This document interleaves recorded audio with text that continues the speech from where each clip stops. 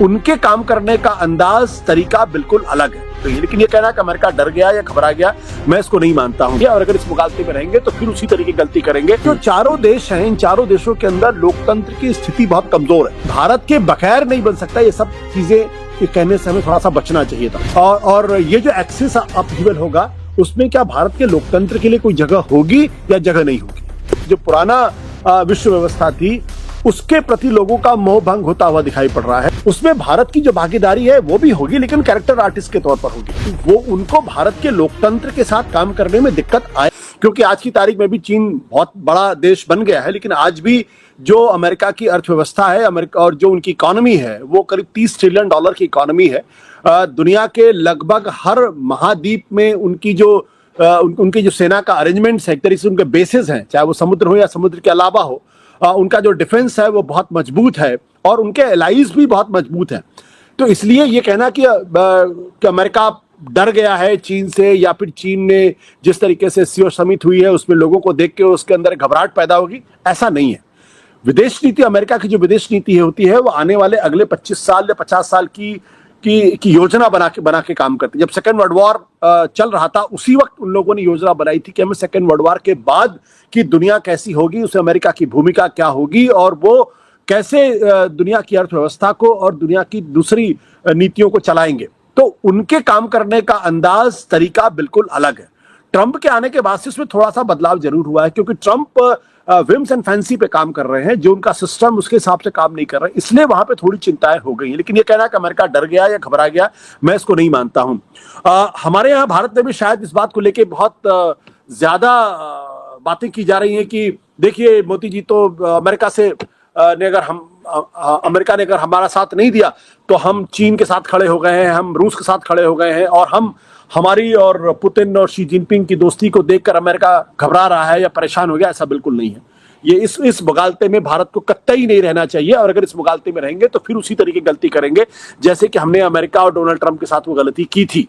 आज की तारीख में जो अमेरिका के अंदर चिंता जताई जा रही है, वो चिंता इस बात को लेकर है कि ये एक नया वर्ल्ड ऑर्डर बनता हुआ दिखाई पड़ रहा है, जिसमें पुतिन जो रूस के राष्ट्रपति हैं, शी जिनपिंग जो जो चीन के राष्ट्रपति हैं, इसके अलावा ईरान के राष्ट्रपति मसूद पेजेस्कियां, और साथ ही साथ नॉर्थ कोरिया के जो हैं किम जोंग उन। ये जो चार देश हैं, ये बहुत मजबूती के साथ इस वक्त अमेरिकन हेजेमनी को चुनौती देने की कोशिश कर रहे हैं। ये चिंता का सबब है, क्योंकि सबको ये लगता है कि आज की तारीख में पुतिन यानी रूस के पास भी परमाणु अस्त्र है, चीन के पास भी परमाणु अस्त्र है, और नॉर्थ कोरिया के पास भी परमाणु अस्त्र है, और इन तीनों ने मिलकर ईरान को समर्थन देने का फैसला किया है। और तीनों ये चार का जो एक्सिस बन रहा है, उसको जो अमेरिकन कमेंटेटर्स हैं वो दरअसल कह रहे हैं एक्सिस ऑफ अपहीवल, यानी विप्लव का एक्सिस। उसमें भारत का नाम नहीं आ रहा है, ये हमें सोचना चाहिए। और ये जो चारों देश हैं, इन चारों देशों के अंदर लोकतंत्र की स्थिति बहुत कमजोर है। पुतिन के यहाँ भी लोकतंत्र नाम मात्र को है, चीन में में लोकतंत्र है ही नहीं, नॉर्थ कोरिया में भी लोकतंत्र नहीं है, और ईरान में भी लोकतंत्र कहने को है, लेकिन दरअसल सब कुछ तय करते हैं आयतुल्लाह अल खामनेई। और भारत के अंदर लोकतंत्र है। और यह भी हमको ध्यान रखना चाहिए था कि जो 3 सितंबर को चीन ने जो आर्मी की परेड की थी, उसमें 26 देशों के राष्ट्राध्यक्ष या राज्याध्यक्ष थे, उसमें भारत के प्रधानमंत्री की शिरकत नहीं थी। तो हम लोग जो बहुत बढ़ा चढ़ाकर बातें करते हैं, वो सिर्फ इसलिए क्योंकि प्रधानमंत्री नरेंद्र मोदी की इज्जत में लगातार इजाफा होता हुआ हम दिखाई पड़े, और दुनिया को एक फॉल्स इमेज, एक फेक न्यूज दें कि देखिए भारत के बिना तो पूरी दुनिया की अर्थव्यवस्था नहीं चल सकती, भारत के बगैर तो ना तो कोई नया वर्ल्ड ऑर्डर बन सकता है। ये सब फालतू की बातें हैं। भारत एक इंपॉर्टेंट प्लेयर है, लेकिन भारत के बगैर नहीं बन सकता। ये सब चीजें ये कहने से हमें थोड़ा सा बचना चाहिए था।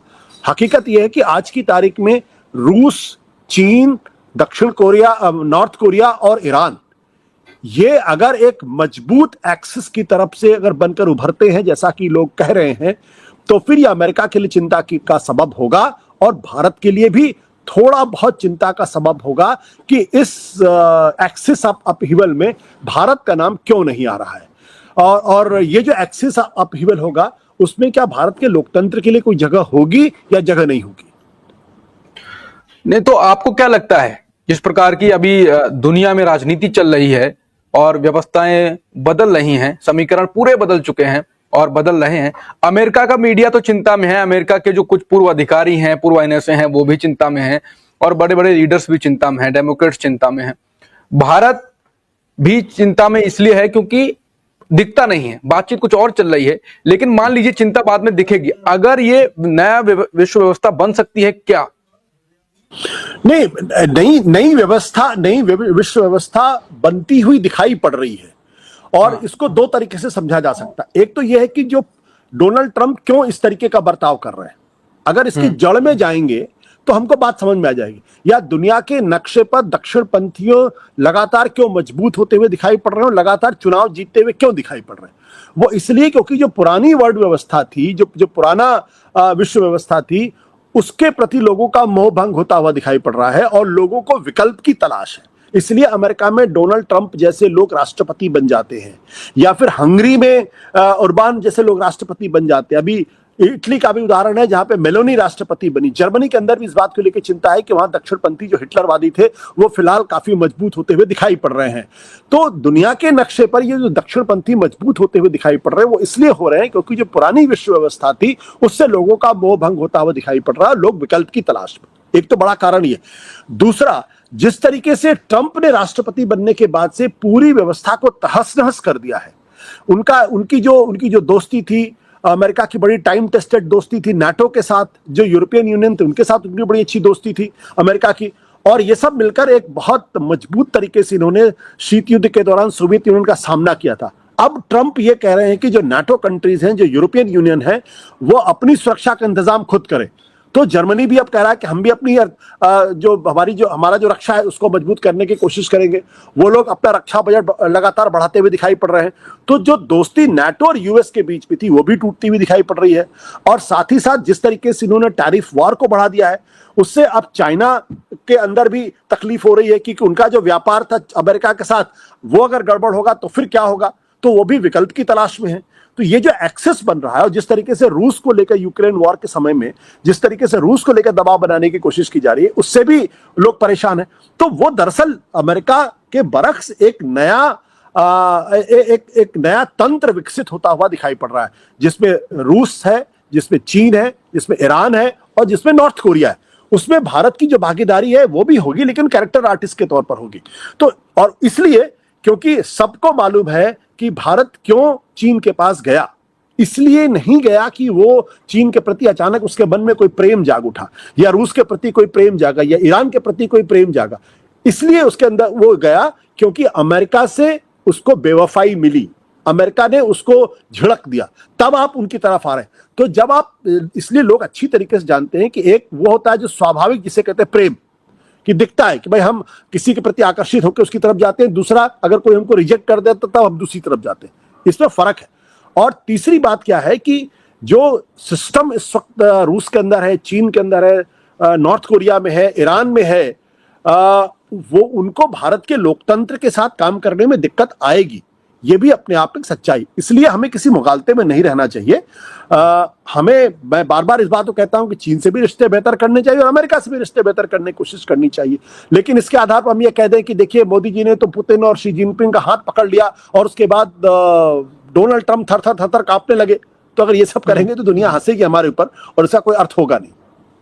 भारत, आपने जिस प्रकार की बातें बताई कि अगर ये बनेगा तो इसमें लोकतंत्र की जगह कहां पर होगी, Putin, Xi Jinping, Kim Jong Un, और उसमें भारत ने भी कदम तो रखा ही है। शी जिनपिंग वहीं से बोले कि नए वर्ल्ड ऑर्डर की अब जरूरत है, वो पुराना ऐसा करिए। पुतिन भी कुल घुमा फिरा के यही बात बोले और किम जोंग उन को तो कहने ही क्या।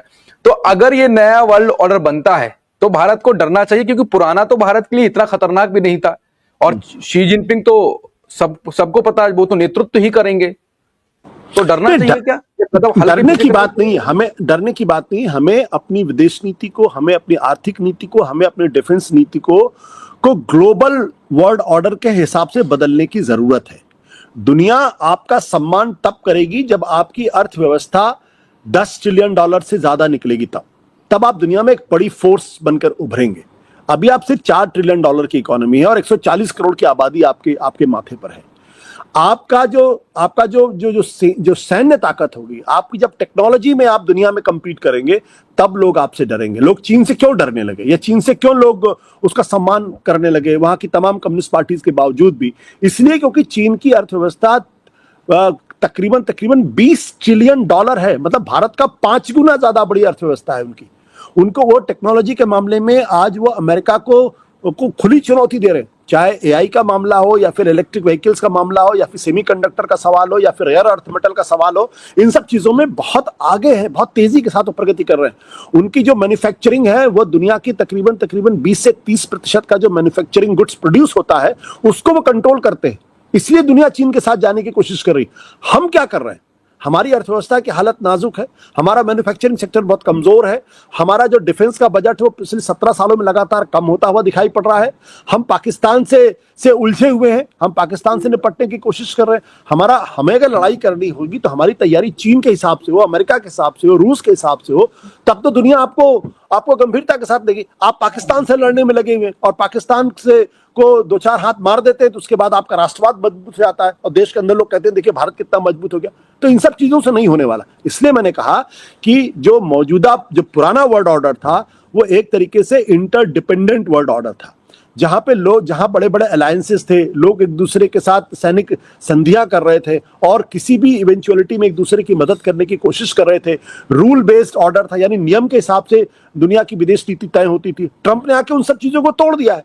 जब उन सब चीजों को तोड़ दिया है तो फिर हर आदमी को, हर देश को अपने आप को मजबूत करना पड़ेगा, अपने आप को सेल्फ डिपेंडेंट करना पड़ेगा, अपने आप को इस स्थिति में लाना पड़ेगा कि दुनिया की कोई दूसरी ताकत या तीसरी ताकत आपको आंख न दिखाई पड़े। क्या आज भारत की वैसी स्थिति है? बिल्कुल नहीं है। इसलिए भारत को सब कुछ छोड़ के और तमाम तरीके के तनाव को किनारे रख के आर्थिक विकास, टेक्नोलॉजिकल डेवलपमेंट और डिफेंस प्रिपेयर्डनेस में अपने आप को मजबूत करना पड़ेगा। और अभी जिस स्थिति में है कम से कम उसका 3 गुना ज्यादा मजबूती हासिल करनी पड़ेगी। तब जाके लोग दुनिया में भारत को उस नजर से देखेंगे जैसे लोग चीन को देख रहे हैं या अमेरिका को देखते हैं। बिल्कुल। तो जो नए वर्ल्ड ऑर्डर की बात हो रही थी, जैसा कि आशुतोष जी ने कहा कि उसमें तो भारत एक जूनियर आर्टिस्ट के तौर पे है, वो कुछ खास नेतृत्व तो नहीं कर रहा है, तो हमको ज्यादा खुश होने की जरूरत नहीं है।